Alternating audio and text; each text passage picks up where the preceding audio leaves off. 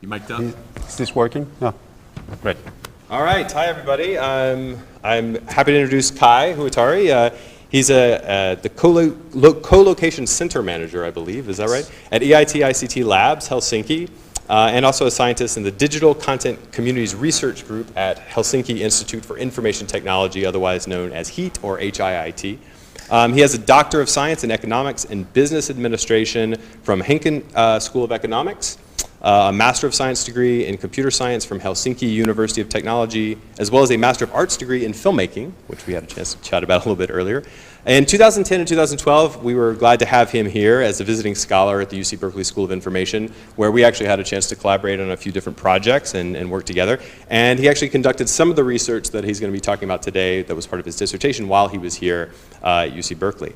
So in addition to his doctoral dissertation research he'll be talking about today, he studies gamification, and his latest article, I believe, will appear in the Gameful World, which is a book being published by MIT Press, coming out in 2014? I believe it's January 2015. Okay, so pushed, all right, 2015, the Gameful World.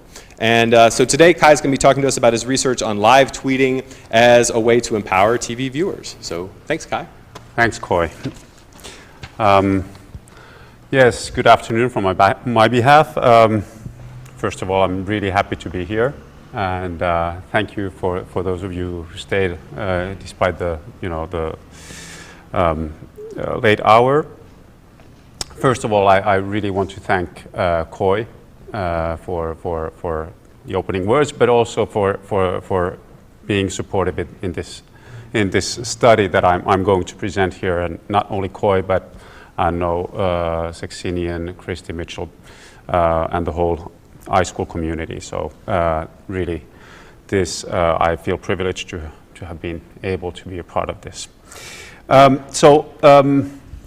couple of words about myself. So as Coy already said, my background is actually in computer science and then in filmmaking, and then by doing a doctorate, it was a desperate attempt to sort of get these two things to meet. By studying live tweeting and TV viewing, or Twitter use in the TV viewing context. So actually the whole of my adult life I've been a film buff, and I've loved to watch films. And some 15 years ago, as Coy mentioned, I used to even make films, and 10 years ago I led a film festival in Helsinki. And in each of these roles, as a spectator, as a filmmaker, as a festival organizer, I had a very clear picture in my mind how films should be watched. And that was sitting in a dark film theater without being interrupted. I despise people who bought popcorn and eat that, and I loathe people who were whispering to each other during the film. And although my sort of conception of TV viewing is not as orthodox, it followed more or less the same lines. So the fewer the interruptions, the better. And therefore, so when I encountered then this phenomenon of TV live tweeting, meaning people sending sequentially tweets about a program while watching the program, it struck me as completely incomprehensible behavior. So why would anyone deliberately want to ruin their own TV viewing experience by doing something else at the same time? Why wouldn't people want to wait? Why couldn't they wait until the show was over and then discuss? However, so during my doctoral studies, I had familiarized myself with customer-to-customer communication in other service settings. For example, people tend to visit museums with other people, and while being there, they discuss about what they see, and oftentimes that discussion is a great or plays a big part in the overall sort of experience of the sort of museum-going experience. And also in a study that I did earlier, I discovered that online gamers often discuss with each other while they're playing the game about the game, and that actually is an important factor for them. However, in both of these cases, I wasn't really sure that people were really looking for the communication with peers, or did it just happen because the people were there? However, in case of light tweeting, it was obvious. I mean, people were really deliberately looking to connect with other TV viewers while they were watching the program. And so that was sort of the big question for me. How were they doing this, and why? So what did we do? So I say we because this project started here at iSchool. It was during a course that Koi led, a computer-mediated communication course in fall 2010. And we did a class assignment for students. We were 4 students, and we interviewed a couple of Glee live tweeters and collected some 800 live tweets through the Twitter API that had, so during one Glee episode, and so we were looking for tweets that had hashtag Glee on them.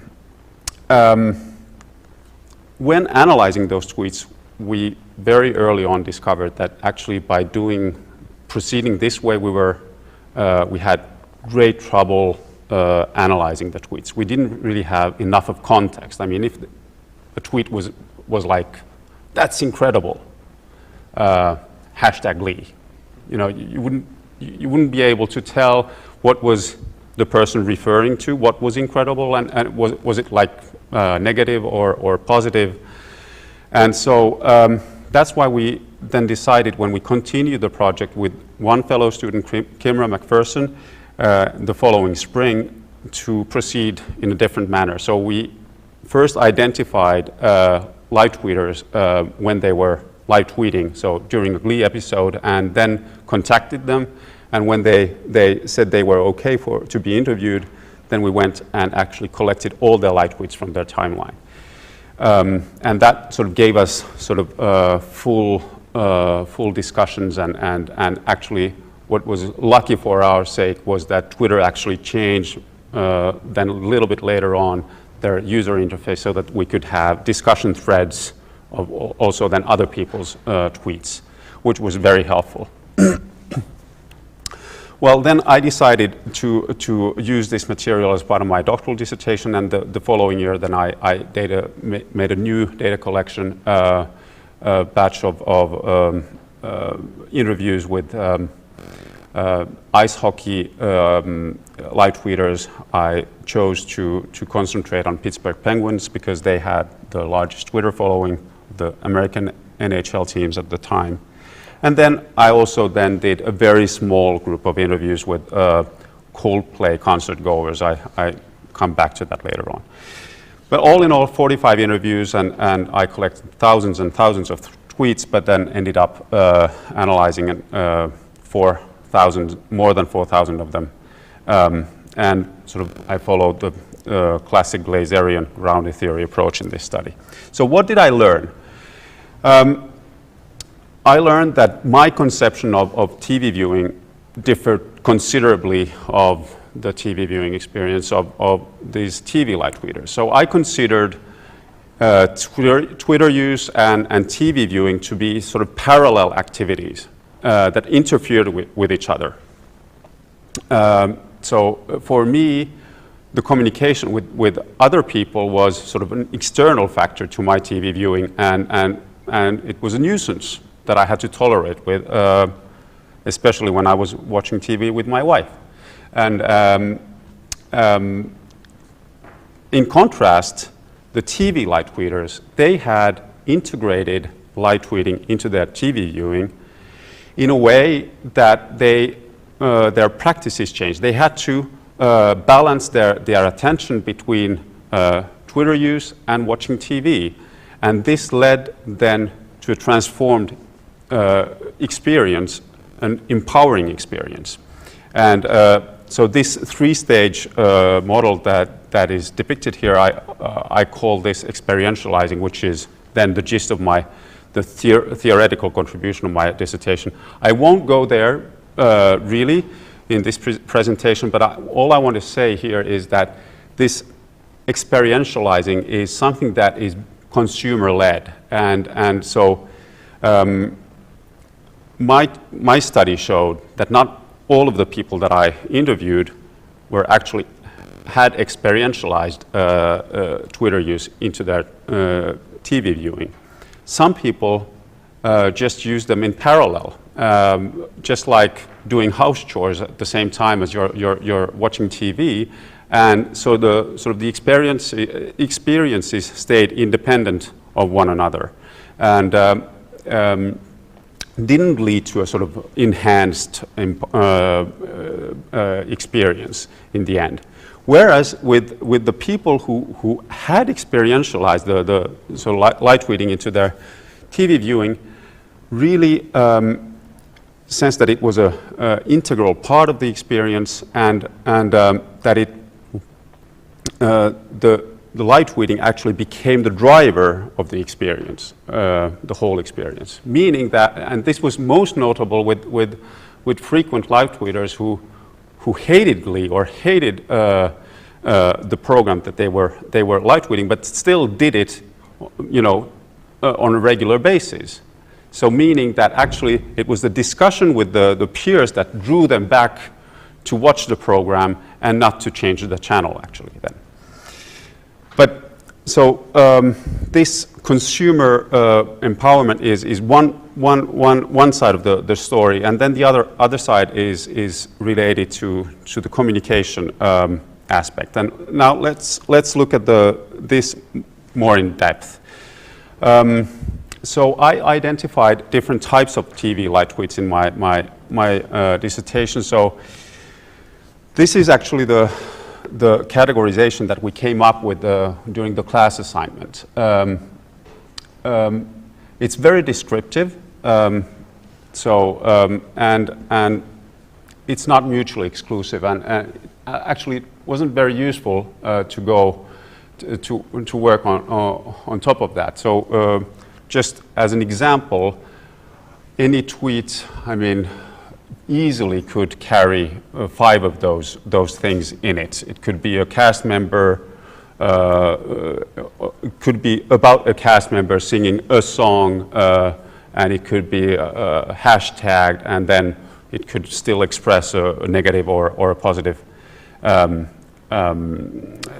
emotion. So what I then tried to do in my work was to be a little bit more conceptual and use the utility of the tweets as the sort of the guiding rule. So I came up with came up, but the data. So this emerged from the data. So these 5 main categories of tweets. So courtesy tweets, which refer to sort of very sort of mundane or these enable these light readers to interact with each other in a polite manner. I will show you some details or some examples in a while. Then outlet tweets, which are used to express sort of spontaneous emotions and opinions. Selection tweets, which are actually are used to select some passages in the program that the light reader finds important, and then by using them, they can direct the discussion taking place on Twitter or on their own timeline to these topics. And then finally, analysis tweets, which through which then these light readers then engage in a sort of joint meaning making about the program. And then other light tweets, which were small fraction of the tweets. There were some sort of like self-promotional tweets promoting your own blog. I omitted it all sort of professional tweets from the tweets that I then used. So if we look at the courtesy tweets, one very important category there was warning tweets. So people want to warn their followers of a coming deluge of live tweets. And there are two purposes for this. So one is to warn the people who are not at all interested in Glee, for example, so that they can just filter out and they don't have to care. And the other one is exactly the persons who are very interested in the program but are unable to watch it at the same time when it airs or are on a different time zone. So in order to avoid the spoilers, you don't want to be on Twitter, or then you want to unfollow the person who's so it's considered sort of to be sort of polite to warn people about coming live tweets. Then sort of very trivial greeting tweets. People say hi, they say bye, they say I hope you feel fine. But then also very important are these thank you tweets. Live tweeters are very grateful when they are retweeted or they get replies to their tweets, and some feel that it's important then to thank for these retweets and replies that they get. So outlet tweets. So well, in regards to empowerment, so I think these courtesy tweets are a way to manage to give control to the live tweeter. Outlet tweets then is a way to express your emotions, and here people tend to have different sorts of ways to do it. Countdowns is a very often occurring thing. So sometimes already hours before the show is about to start, people start to do this countdown and get into the atmosphere.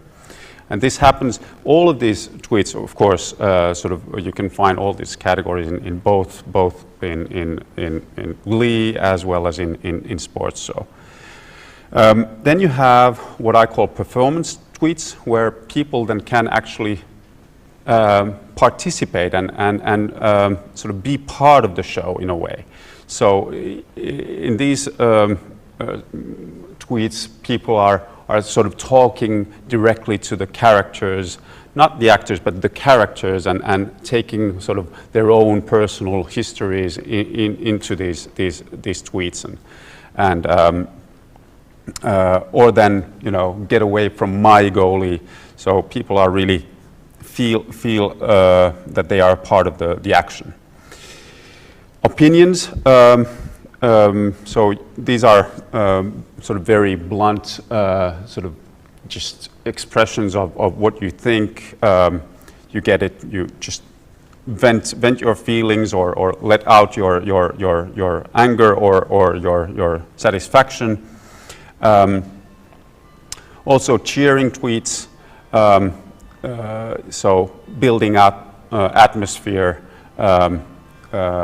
around one topic, and sort of so that people feel the sense of connectedness. And then what I call self-reflection tweets, when people talk about their own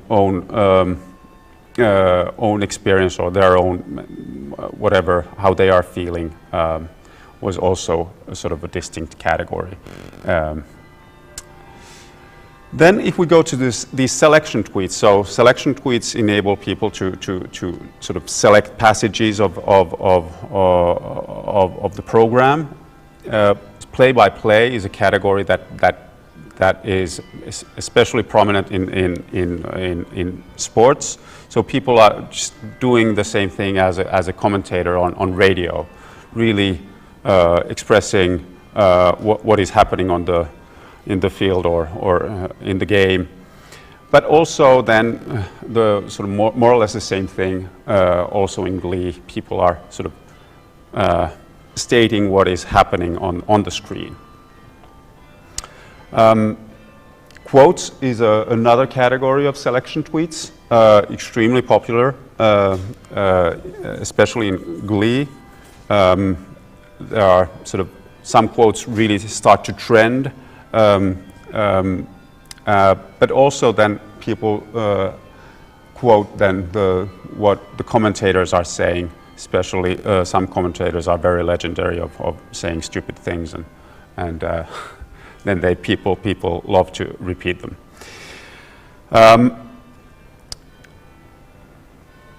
Then the third categories are these tweets that offer sort of additional information. Normally these are sort of statistics in sports, or then tweets that include a URL to a website or photos that sort of give some sort of additional information to the what you couldn't find on the TV program itself. Okay, and so the analysis tweets. So here I have two sort of major categories: commentary track tweets, which the name comes from. It's an in vivo code from one of the participants. It's like the DVD commentary tracks. So people are analyzing what is happening and giving sort of their own analysis of what has happened, why their team lost, or why they are winning, and so on. Then the other category is these conversation tweets, and here it's really about people starting to converse with one or a couple of persons and having sort of a conversation going back and forth. And here is then interesting connection with the use of hashtags and mentions that I will come back to in a while. But anyway, so all of these different categories, they serve a purpose from the live tweeters' perspective. So they are sort of about managing social relationships, or then being able to sort of focus the discussion to some sort of topics, or then to bring out your analysis or your opinions, or to be able to express yourself. Then about these practices. There are practices that are sort of related to what's happening just before and just after the TV live tweeting. Then, of course, writing TV live tweets, practically what I just discussed, and then reading TV live tweets, and then maybe most importantly, the use of different kind of Twitter functions when live tweeting. So very fast concerning these practices before and after. So although I was mostly interested in what's happening during the program, there were some things that were just very sort of regularly coming up, and people engaged in sort of systematically. People tend to prepare themselves for the TV live tweeting session. So by definition, when you're live tweeting, you are watching the show when it airs, so you need to sort of take your time and do all the house chores before, or then leave them after the show. You can't be doing three things at the same time. Then there were sort of this pre-live tweeting, so they are exactly these countdowns, or people are then sort of building momentum by saying that, for example, this tweet right here, that what's the lineup for this night's game, and then in post-live tweeting, people tend to then analyze what has happened. So in writing TV live tweets, what is maybe the most important thing is to be fast and to make sort of funny and very sort of to the point observations. And although it's not a competition, but it almost is, that you really want to be one of the first to make this observation, so that if you are one of the first, you will get replies and you will get retweets or be retweeted. And that's really one of the sort of key rewards that you get from live tweeting. What's interesting is that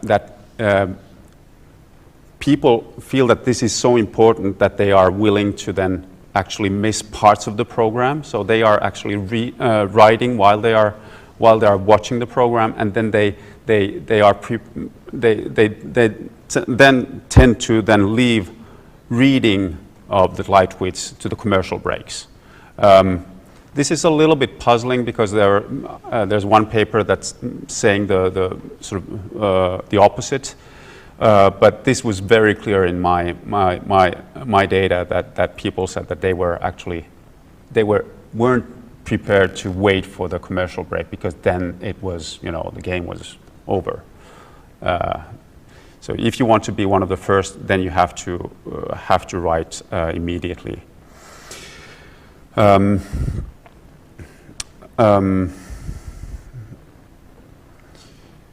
Yep.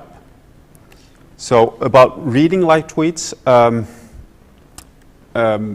so as said, people feel that they are part of a sort of a bigger whole. Time magazine talked about this Twitter cooler in 2010, where everyone becomes around this virtual water cooler that Twitter is, and then you can discuss with 100 people at the same time, or all the people on the Twitter at the same time. So this is clearly one of the sort of big fun factors, that you have enough of people tweeting at the same time. But let me get back to that in a little while, because that's not the whole picture. What is then really important in reading TV live tweets is that you will find people that have the same opinion that you have. So you will find like-minded people, and that's rewarding in itself. So even if you don't get retweeted, if you're not that fast in your responses, that you will actually get responses, only to know that actually that guy or that person tweeted exactly the same thing is rewarding itself. So let's now look at the sort of the Twitter functions. So I've now bundled up hashtags and mentions. Maybe that's not very appropriate, but this is how it's now going to be. So first of all, it seems that for seasoned TV live tweeters, sort of hashtagging is the norm. So you really need to hashtag. And when people start to live tweet, then they maybe are not being as systematic, but then it's really part of the culture that it's, as they say, it's a sort of second nature. They don't even think about it. So why are hashtags used? So there are many reasons for that. One, the most obvious one maybe, is to reach out for a bigger crowd. And often that is the case. But then again, there is exactly the sort of the opposite, and this is where we come back to these warnings that actually, by hashtagging your tweet, you give context to the tweet, and so you will actually. So it's a way to think about your followers who are not interested in the program, so that they can just filter out all these tweets that are not of interest to them.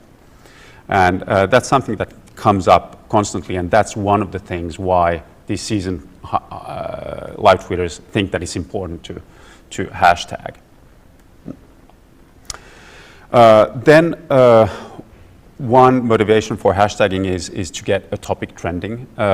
So there are sort of what I call fanatic live tweeters that send these sorts of messages many times a day, and just to get Glee trending. And then there's also sort of a way to create these funny hashtags.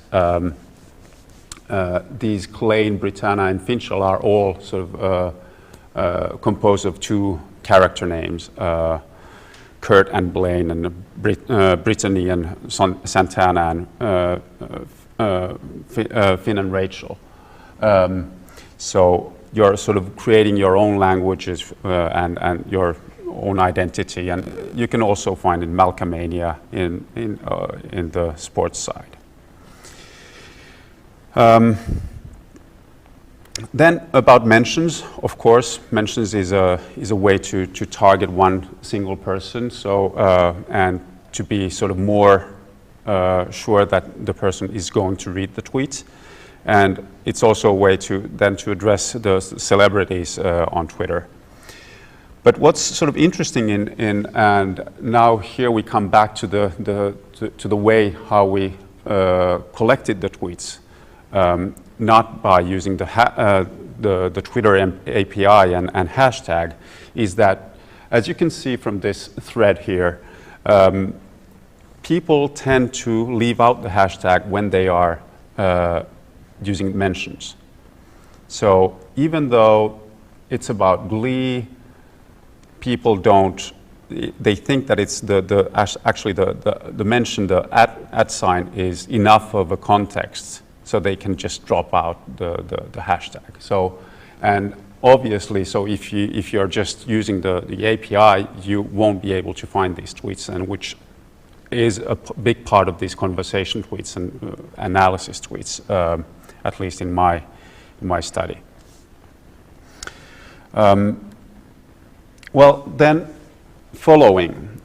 Obviously, following is key to Twitter, to general Twitter use, and especially in live tweeting, because by using the following functionality, you can choose with whom you are watching the show.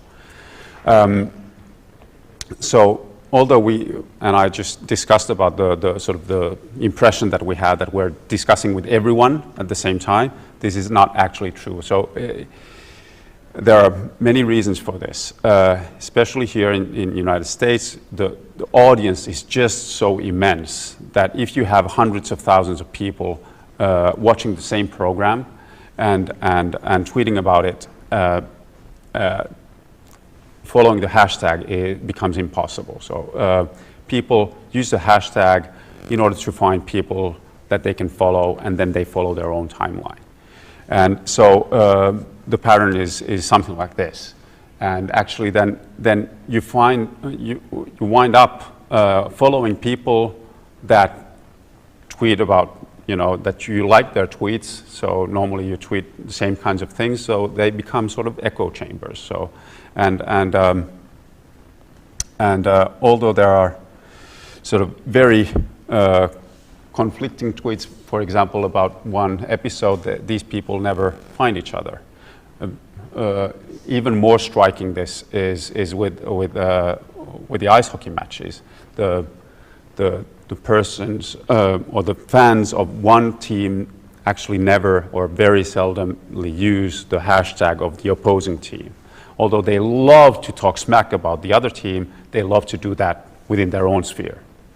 They don't go and nag on the other team because then that results in such an antagonistic communication that it's not fun anymore. So talking smack is nice, but only with your peers or with your friends or like-minded people. And then replies and retweets. So this is really what makes or gives the kicks or is really rewarding is to get replies and retweets. And many people say that this is really sort of very addictive when you are live tweeting, and this makes the whole experience much more intense because in order to get replies and retweets, you have to be fast. And then when you want to sort of get these replies and retweets, then you are waiting for them, and then you are sort of reading also more closely and checking your timeline more closely. And it's sort of a positive spiral where you get into. So how does this influence TV viewing? So I spotted these 4 changes in TV viewing practices. So first of all, these TV light readers, they have experientialized this light reading into their TV viewing. So it's really, like someone said, like putting shorts on in the summer. So they don't even consider that they should go and put sort of Twitter on when they are watching TV. It's just, it's on, it's automatic for them. So obviously willingness to watch the program when it airs, and then they need to balance their attention between the 2 media.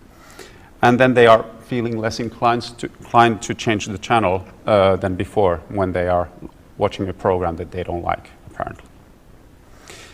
Then there are changes in the TV viewing experience. So this light reading makes TV more entertaining.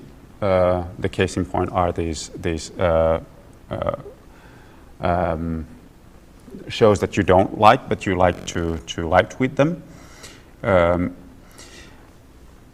This light reading gives you more control of the social TV viewing environment. So you can be sort of in the lack of social contact regarding one show, which is often the case of these fanatic live tweeters, or then you can be in lack of social contacts in general, and then you are maybe often live tweeting multiple shows. And this is just a way of then feeling connected with people. Through light tweeting, you can find validation for your own thoughts. And it makes the whole experience much more active and demanding, because you are actually doing something, and you really have to be fast. You are sort of performing. Someone from some of my respondents said that you really feel the pressure, so that because people on Twitter are so knowledgeable, so that you really can't say, you can't say the same thing that you would say to a person in the same room, because you really need to think twice or what you're saying. So it adds passion and intensity, because you are sort of putting your own opinions out there. You are saying that I feel this way, and then you are feeling sort of more committed to this idea once you have published it. It offers new insights into the program by for example, these links, and provides this sense of social connectedness. And now, if we look at the sort of a pretty old study by Kubi and Csikszentmihalyi from the 1990s, so before internet, about how these experience measures of TV viewing. They found that TV viewing compared to ranked very low in these passivity, activity, affect, control, concentration, stake, and challenge. And my findings would suggest that light reading has a positive influence in all of these measures, and then a negative influence on the relaxation, because it is pretty intense. So, as a sort of a conclusion, I would say that a light reader is an empowered TV viewer who can actually, through Twitter, personalize his experience. He can control the with whom he or she wants to converse, and can express him or herself, and again get validation for his or her thoughts through this Twitter, and that's my presentation.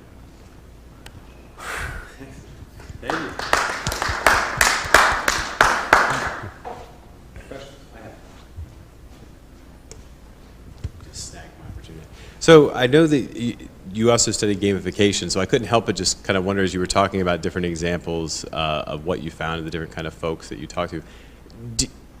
The folks who found this really challenging, the folks who, as you said, like, at the very end, like, it's almost like it's the opposite of what we found with TV viewing in the past. That they're actually making themselves more, nervous, or they're not just sort of like zoning out and watching TV. They're actually getting actively involved and doing this in a way to kind of get responses from others. But it also, as you said, is a more challenging audience because the folks there know a lot. And I'm just wondering, it's kind of a big question, but there's a lot of folks out there who are very, very knowledgeable, and as you said, they work really hard to come up with something creative and not just to regurgitate, but to be unique or special in what they're asking or what they're saying. Sorry. So did you see anything with the people you interviewed, especially the people who told you more about why they do it, that would lend more towards the kind of game aspect, like fun aspect, that is incentives to come up with something to top themselves, to point out something new, or to say, for example, notice a character and link it back to something, and to be the first one to kind of really do that, and the sort of satisfaction from the interviewees that you talked to in doing that very process? Was that something you were observing, or was that just something that just maybe came up less often? No, I definitely think that this is something that is sort of maybe not very directly expressed, but as I even write in my, sort of, it feels, no one says it explicitly that it's a game or it's a competition, but it feels like that when you are sort of reading through the interviews. People are really sort of really paying a lot of attention and making a lot of effort to be the first ones and so at least for the really big fans, I think is a way to sort of to build your own image and to be have the sort of the status of being the expert in the domain. Yeah. I mean, just to quickly follow up, the reason I'm asking is actually that very issue, that like there's no leaderboard that says I'm the top Glee live tweeter, but as you know from studying online games and other kinds of things, people do really work really hard to be the best at something and to be noticed, and they set their own benchmarks for where they want to be on that leaderboard, say in the game world. But here, just the idea that you've got some similarities, at least as you were talking and as I was reading your examples in your slides, I'm thinking there must be a lot of people who want to stand out in some way because they want to be noticed, because they get personal satisfaction, that it's an internalized game, not one that's actually a literal game that's shared. And the scoreboard is, I think, the retweets and replies that you get. Yeah. It really is that.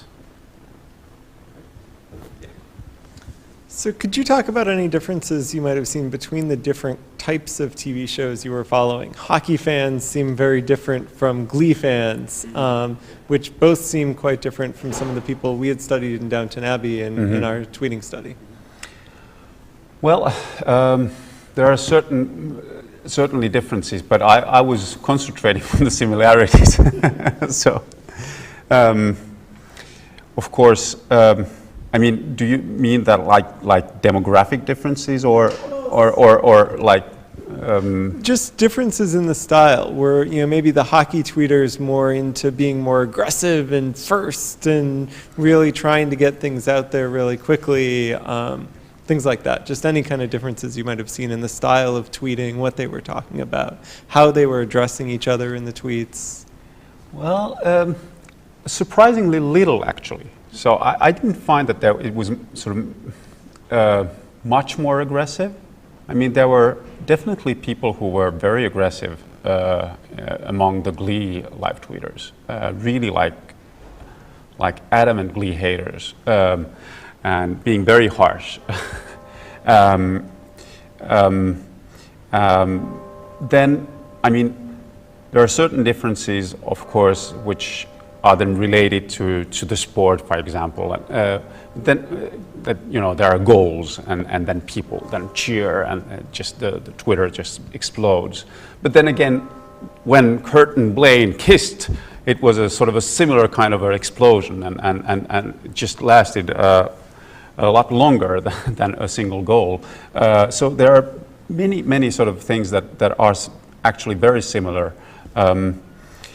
There's less sort of like play-by-play on Glee, whereas in hockey, because I think it's also the mindset that you have a guy who's making the commentary. So people are sort of maybe subconsciously imitating this sort of way of live tweeting, and it takes a lot of effort to be sort of on top of the game and to be able to do that.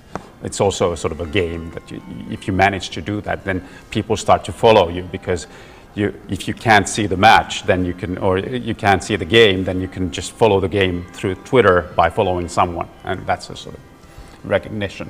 And then quotes are something that are, I'm sure that Downton Abbey, the same thing. Maybe not as much as Glee, but because of the type of the show.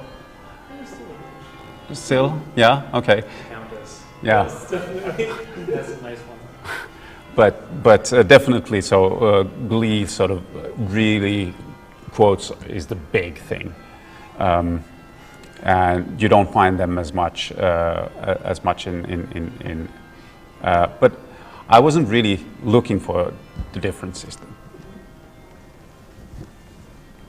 So do you mind if I? So just a quick follow up on that one and a second question, but regarding, sports teams are very geolocated, so people in a certain city, and across the nation might coalesce around a certain team, which might actually change the experience. So if I'm a Berkeley fan and I live in Berkeley, then it's probably evident that a lot of my followers and people I already know in real life are also fans, versus with Glee, they may not. We don't have that closeness. Did you see anything along those lines where people kind of already had built-in followers that like the same things, versus with new TV shows, for example, they may not? And then the second question is just, did you look at all into people watching things outside of the live viewing area, like watching things the next day, the next week on DVR? I'd be interested if you heard anything about that, actually. Okay, so the first question, of course, there was the big chunk of the Pittsburgh Penguins fans were located somewhere near Pittsburgh, but not all. I mean, there were people in California, in Texas, and for them it was exactly the reason why they were so happy to find this way of connecting with people that they weren't able to find actually in Texas or in California. So it was a way for them to feel connected with the other fans. So they were even more motivated. The other case being people who were living in a remote place, somewhere in the countryside, and weren't for them it was impossible or very difficult to attend the games in person, and also people who had a physical condition and they were just couldn't leave their homes very easily. So for these people, the really live tweeting was a way of connecting socially, not only in this specific context of Pittsburgh Penguins, but also they were then generally live tweeting other sports or shows as well. And then the other question was about live tweeting outside of the live podcast. Yeah. Did you see that? Yeah. Well, I did see, but not very much, and I obviously asked people about it, and they're just saying that it's not as much fun because you can't find other people, so there's no sort of this reciprocity. I mean, some people do that, but then it just stays there. I have some sort of offline live tweets or whatever they are called then, but it's really pretty minority if you compare to what's happening when the show is on.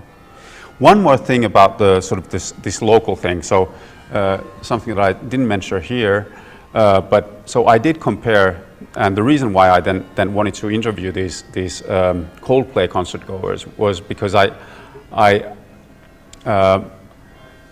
recognized when interviewing these people who went to see the games in person on the arena and then also live tweeted from home, that when they went to the arena, their live tweeting habits changed completely. They were no longer actually tweeting to other people attending the event as they were or even the people who were watching the event from home. It was more like reporting that I was here, taking a photo, and it was no longer a sort of a peer conversation. And then I found that it was exactly the same thing with the concert goers. So what was the reason for that? I don't know. I don't have enough of data, but definitely it wasn't sort of in the same way interactive in both directions. So the hashtags allow really open and really dynamic communities to build around this, any particular event or whatever it is, right? So did you observe any changes in the communities that were being formed around these hashtags in terms of maybe in the beginning of the football season, the quality of the tweets or what they were tweeting about versus, like in general, the communities moving from one topic to another as a whole? Well, as said, so I think it's really difficult to sort of to talk about a community sort of in general, because it's just a collection of sort of little communities actually. So, but of course they are sort of, the hashtag is bonding them together in a way.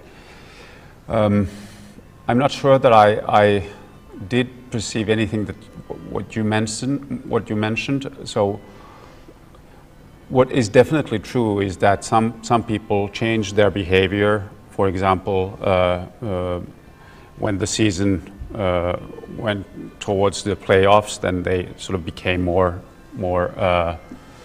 systematic in their tweeting behavior and more passionate, and were spending much more time actually watching the games. And in that sense, there was a sort of a clear evolution. And then I notified other evolutions when it comes to sort of following and hashtag use, but maybe not related to your question.